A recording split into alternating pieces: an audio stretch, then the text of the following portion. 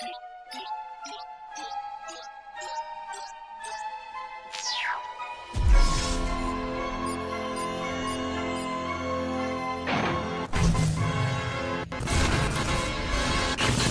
guys, what is up? Andaull here today, bringing you guys another cartoon creepypasta. This cartoon creepypasta is called Blue's Clues, No Clues. If you guys think you guys are going to enjoy, be sure to leave a like, hit that subscribe button below, and also leave a comment in the comment section below telling me what other videos you guys would like to see. And also, by the way, the link to the story, as well as my Twitter, my Instagram, and my Snapchat will be in the description box below. If you could follow me on all those, that is a better way to interact with me. So with that said, we're going to go ahead and get right into this story. I remember the day like yesterday. It was a crisp autumn morning with a lot of leaves in the air. It was November and I was just 9. I was happy. It was Saturday. My mom had to run some errands and my dad was at work. Surprisingly, on a Saturday, I had to take care of my little twin sisters. So did my older sister. I was the only boy child and I grew out of Blue's Clues when I was 4. Because for some reason I thought it was too girly. It was only 2001, so I wasn't really surprised of my 15-year-old sister suggesting a Blue's Clues VHS. But there was something funny about it. Steve was saying the title of it in depressed emotion. The top of the speech bubble was ripped off, showing a red VHS. The back and other sides were all white. "Mommy got this for us to watch," my older sister said.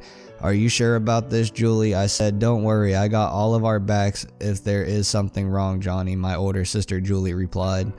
Julie popped the VHS into the player where the coming soon to video cassette was supposed to be.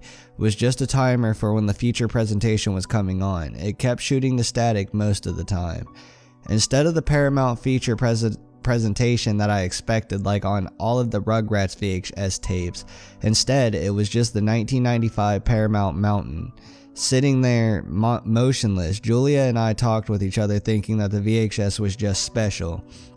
After about 20 seconds waiting, a weird Nick Jr. logo came on. The Nick was just walking in a straight motion with the Jr. following along. This was silent and it went on for 10 seconds. My little twin sisters were getting tired. We stopped the VHS and put the twins, their name are Danielle and Hannah, in their cribs. Julia and I wanted to see why this VHS was so weird. As we got back to the family room, the VCR said play in the top left corner. We didn't even touch play. Anyway, we kept watching. The Nick Jr. logo was still going and for 7 seconds.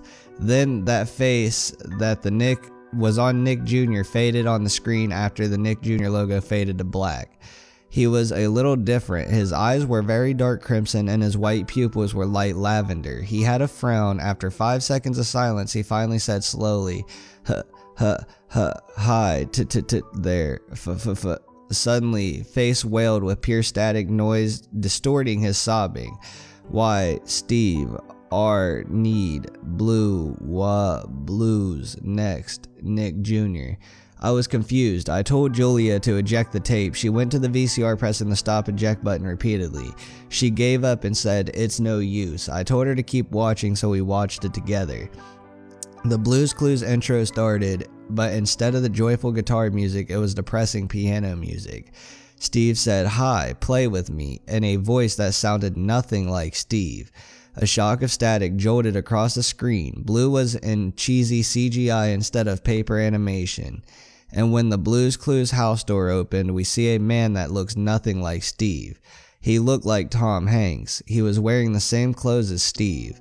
Then the TV bursted with static, and when the episode came back on, Steve was back to normal. Steve said, "Hello, little boys and girls. We won't play Blue's Clues today, sorry." The background kid said in a confused voice, "Why not?" The screen shot a tiny burst of static, revealing a grotesque blue corpse of a dog. It was Blue.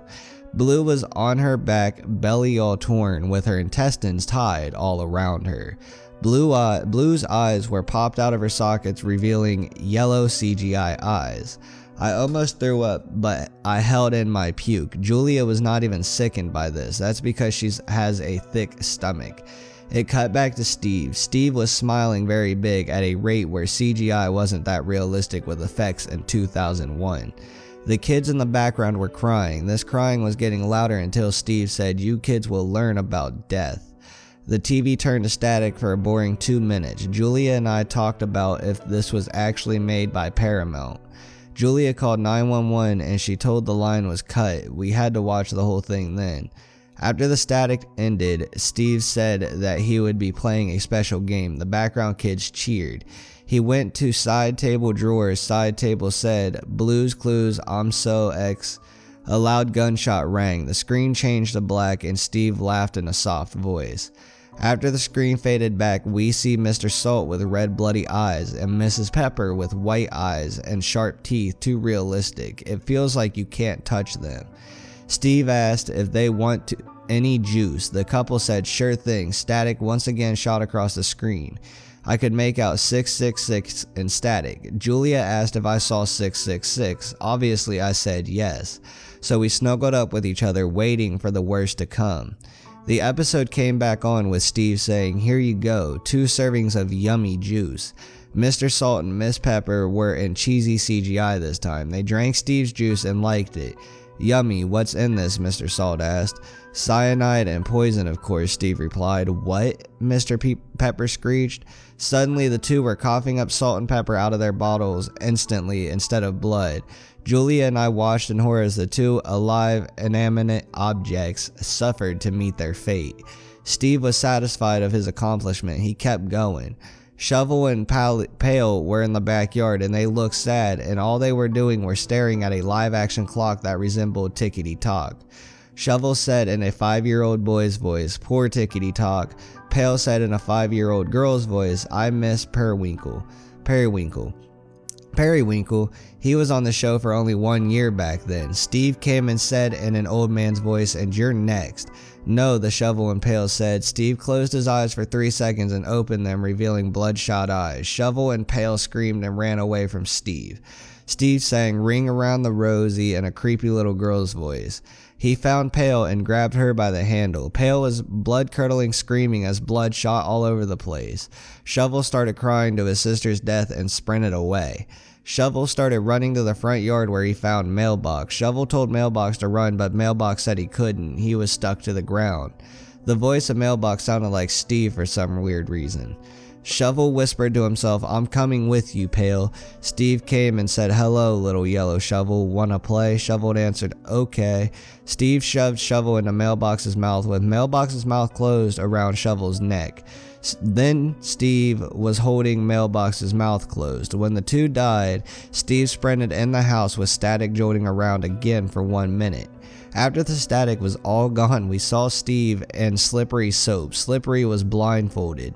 "Are you ready for your present, Slippery?" Steve asked, and all fake happy. Slippery said in Periwinkle's voice, "I'm always ready." Steve counted 1, 2, 3. A knife sliced Slippery Soap in half. Steve was happy. "Satan is my king. I must kill myself to make him happy," Steve said. Suddenly the screen turned black and a rope sound came out of the blue. The Nickelodeon logo came on and it was shaped as a knife. On top of it was 666 and the bottom was "Tu turno, Julia." Told me it was Spanish for "your turn." There were no credits. The screen bursted with static and the power went out. I will never forget that day. I remember it was November 17, 2001. That was the day our family changed.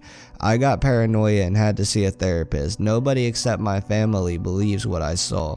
Julia now has a condition where she doesn't sleep a lot. Her husband is always trying to calm her down to make her sleep. Danielle and Hannah are now very crude and like gore. They are mean to certain people. My mom is always depressed and hates her job. She wants to be at home and cry all day. Last, my dad got into a car crash on his way to work. He now is on a wheelchair and can't walk. I wish this never happened. The VHS got smashed into bits by Julia. That Blues Clues VHS is why my family is like this. At least it's gone now. I call that VHS Blues Clues, Nose Clues. It's my nightmare. At least I'm alive. For now. Alright guys, so that's it for this cartoon creepypasta. If you guys have enjoyed, be sure to leave a like, hit that subscribe button, and also leave a comment in the comment section down below. And also follow me on Twitter, Instagram, Snapchat, all that stuff. Check this story out in the link. So yeah, with all that said, I hope you guys have enjoyed, and I will see you guys in the next video. Peace out.